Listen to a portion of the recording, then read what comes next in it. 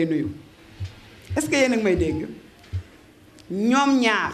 li ma leen di wax dama bëgg ngeen déglu ko bu baax de dama ni suñu yaay Khadija radiyallahu anha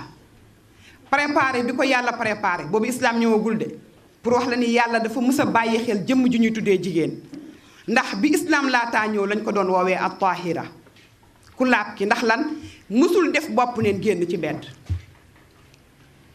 at-tahira lañ ko doon woowee gis ngeen jamono bu njëkk ba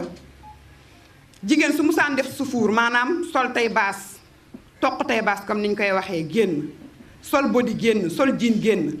fu mu romb du egg lu dul ne violé nañ ko balaa muy duggaat ci këram moo tax doom yu bari daan juddu te duñu xam kan mooy seen papa